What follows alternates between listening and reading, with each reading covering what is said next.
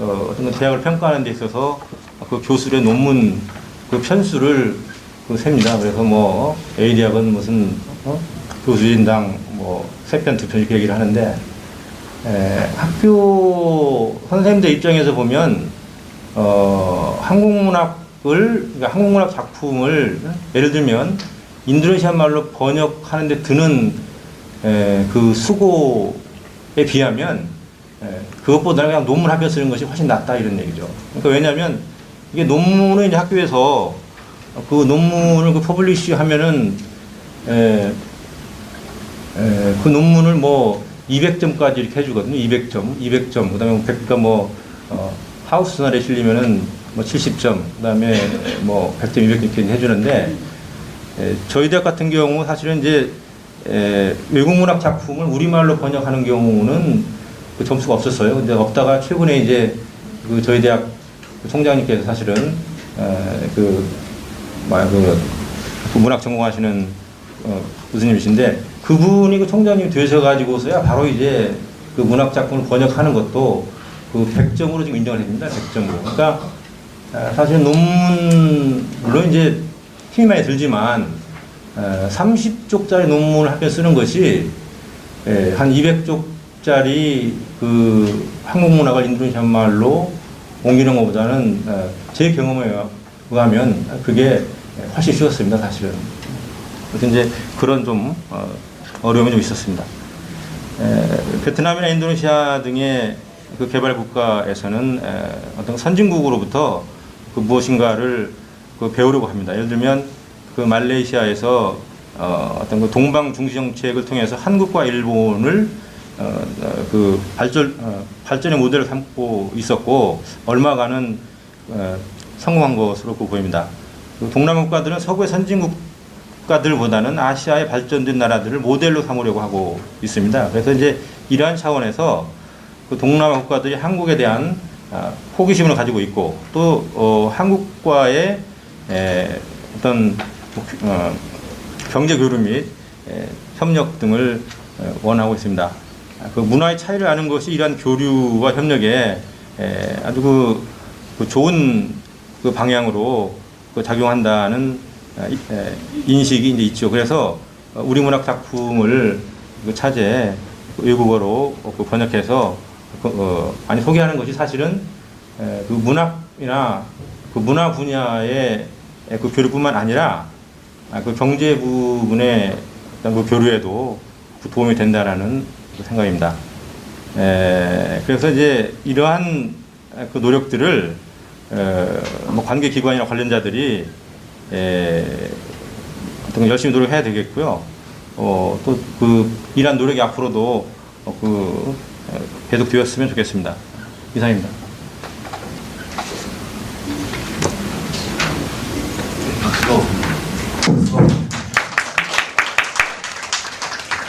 예, 지금 이제 고영훈 선생님의 전공도 그 말레이 인도네시아어고 해서 본인의 그 작업을 통해서 소감들, 그리고 이제 인근의 베트남어 해가지고 쭉 얘기를 하셨습니다. 나중에 토론에 대한 답변 같은 것은 나중에 듣도록 하고요. 다음은 송상기 선생의 토론을 듣도록 하겠습니다. 송상기 선생은 예일대학에서 중남미 문학을 공부하셨고, 카로스 푸엔테스하고 루피노 타마뇨 연구를 하셨죠. 하시고 지금 중남미 문학에 대한 많은 작품들을 번역하고 연구를 하고 계십니다. 송상기 선생님의 말씀을 듣도록 하겠습니다. 예, 소개받은 송상기입니다. 이번 제가 토론을 맡은 주제가 세계 속의 한국 문학을 위하여 전망과 재현이라는 부제가 붙었는데요.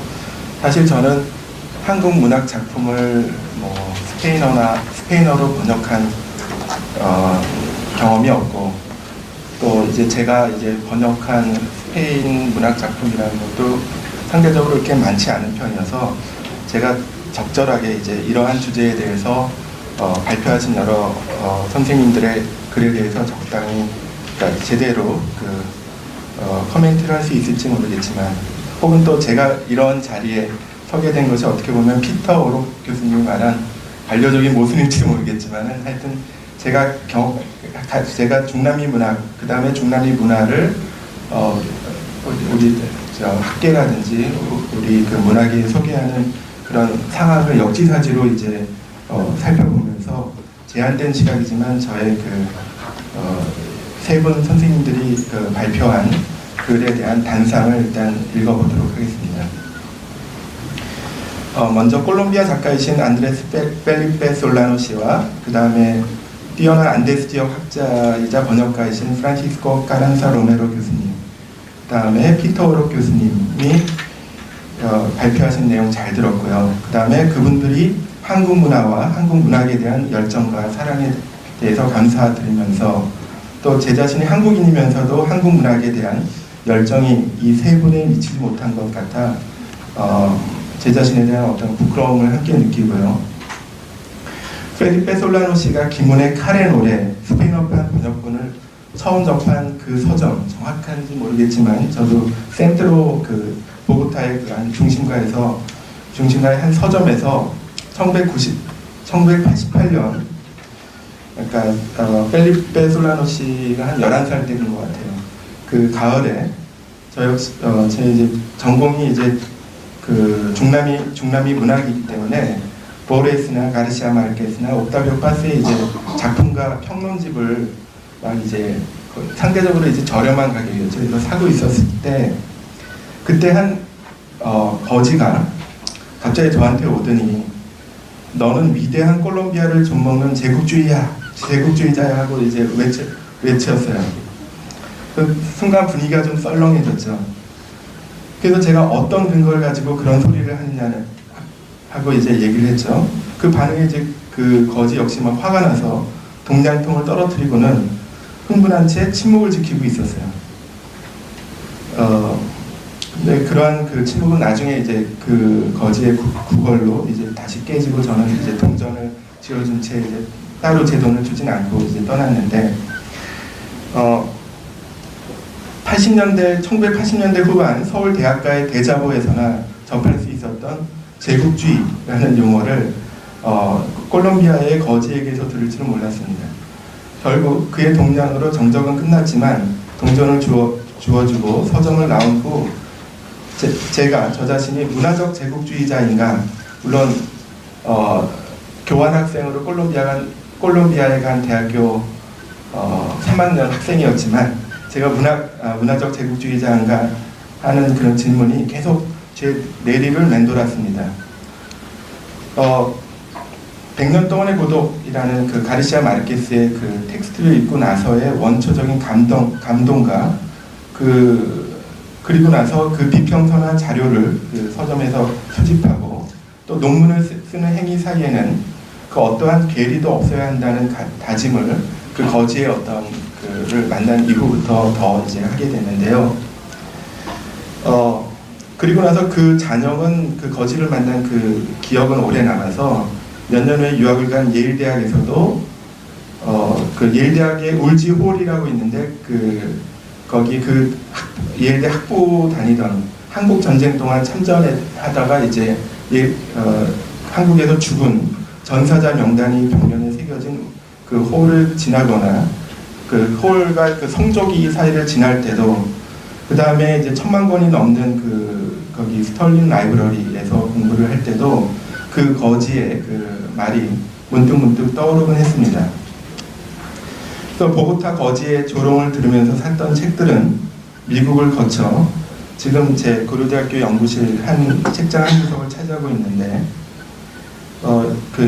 학위를 받고 이제 예일대를 떠날 때 거기 중남미 식민지 시대 문학 전문가인 롤레나 아도르노 교수는 한국에 가면 안데스 문화 연구가인 프란시스코 카란사 로메로 교수님이 계시다고 이제 전해 들었습니다. 이러한 그 카란사 교수님의 발표에 논평을 한다는 것이 상당히 어떻게 보면 큰 영광이라고 느끼고요. 근데 그 카란사 교수님은 사실 안데스 지역 전문가일 뿐만이 아니라 한국 문화의 전도사이기도 한데, 이러한 모습은 그 한복을 입으신 카란사 교수님의 모습 속에서 잘 나타나 있다고 보여집니다. 미국에 있었을 때 그때가 이제 1990년대 서울에서는 포스트 모더니즘과 세계화라는 화두가 언론을 장식했던 것으로 기억합니다. 올림픽과 월드컵을 치르는 동안 서울은 이미 글로벌 메갈로폴리스가 되었고 한국의 대학 내에서도 외국인 선생님들, 그 다음에 외국인 학생들을 어렵지 않게 볼 수 있습니다. 글로벌 기준에 맞추어 경쟁력을 강화하자고 하는 목소리와 신자유주의 반대와 탈식민주의의 목소리가 함께 어울리는 이러한 이곳에서 저는 이제 중남미 문학과 문화를 가리킵니다. 저는 이러한 한국 대학의 그리고 한국 문학의 상황이 결코 모순적이라고 생각하지 않고 어떻게 보면 오히려 생동감 넘치는 우리 문화의 한 초상이라고 생각됩니다. 펠리페 솔라노 씨가 좋아하는 한국 작가 황석영과 고은이 좋아하는 작가가 네루다, 보르헤스, 그 다음에 가브리엘 가르시아 마르케스라는 사실은 어쩌면 중남미 문학을 전공하는 저에게는 상당히 고무적인 사실인데, 이렇게 한국 작가들이 중남미 작가들을 이제 좋아하는 사실은 어쩌면 비서구적인 주변부에서 근대를 사유하고 문학적 상상과 열망을 통해 현실을 구원하려 치열하게 노력해온 작가들이 바로 중남미 작가들 그리고 한국 작가들 역시 그러하기 때문에 그러한 공통점이 있다고 생각됩니다. 이렇듯 중남미와 한국의 문학은 비서구적 주변부에서 근대에 대한 성찰을 근대화 이전의 전통과 잃어버린 상상과 환상을 통해 재현하는 힘을 가졌다고 생각합니다. 문제는 이러한 역사가 남긴 에토스와 서로 열정이 넘치는 파토스의 교감을 교류하는 매체적인 수단으로서의 번역이 가장 중요한 문제인데, 그 번역의 문제가 매끄럽지 않다는 데 있습니다. 펠리페 솔라노 씨는 어쩔 수 없는 한국 문학 작품의 스페인어 번역의 여러 가지 불균등한 질에 대해서 지적하고 계십니다. 까란타 교수님은 외국 출판사의 편집자의 무자비한 번역 손질의 문제점을 지적하고 계십니다. 이것이 우리 문학의 번역과 서구로의 유통 과정에 대한 우리의 초라한 현실입니다. 하지만 이러한 한국문학번역원의 심포지움이 있다는 것 자체, 지금 2회라고 알고 있는데요. 그 다음에 우리 문학을 해외에 진작하고자 하는 각종 행사들, 독후감 대회도 있었다고 하죠. 그리고 대산재단의 우리 문학의 외국어 번역상을 선정하고 지원하는 이러한 여러 가지 사업들은 앞으로 보다 원활한 교감을 위해 중요한 교두보가 되리라고 생각합니다. 저는 외국 문학자들의 역할이 단순히 외국 문학과 이론을 한국에 소개할 뿐만이 아니라 해당 외국 문학에 대한 우리의 시선을 그 지역에 소개함으로써 그 지역 문학의 자양분을 넓히는 사명 또한 외국 문학자들의 중요한 사명이라고 생각합니다. 거기에 이제 저는 외국 문학 연구자의 또 다른 중요한 역할이 우리와 해당 지역 문화와의 쌍방의 교류와 아름답고 질이 높은 정감의 교류를 위한 성숙한 문화 교류의 전도사가 되어야 한다는 사실. 예를 들어 제 경우에는 보다 이제 우리 문화와 우리 문학 작품을 스페인어로 소개하는데 게으르지 말아야겠다라는 사실을 깨닫게 됩니다. 이러한 성찰의 계기를 한 발표자분들께 감사를 드리고요. 제가 미국 중남미 문학 학술지에 멕시코 작가 카를로스 푸엔테스에 대한 논문을 쓴 게 있는데, 이것이 미국에서 카를로스 푸엔테스에 대한 여러 비평서에서 인용되고 또 거기에 대한 또 비평이 있고, 이러한 것들이 자연스럽듯이 역으로 외국인 학자들이 우리 문학에 대한 그런 평가와 논문, 그 다음에 그런 여러 가지 제안들, 이런 것은 비단 이 자리뿐만이 아니라 우리 국문학계에 있어서의 중요한 주요 담론의 중요한 의제가 되어야 한다고 생각합니다. 이러한 점에서 우리의 국문학계와 한국문학번역원 그리고 대사문학재단 등 우리의 문학을 알리는 유관기관은 한국문학을 전공하시거나 한국문학 작품을 번역하시는 외국인 학자의 의견을 귀 기울여 들어야 한다고 생각합니다. 케빈 오록 교수님의 한국 문학 번역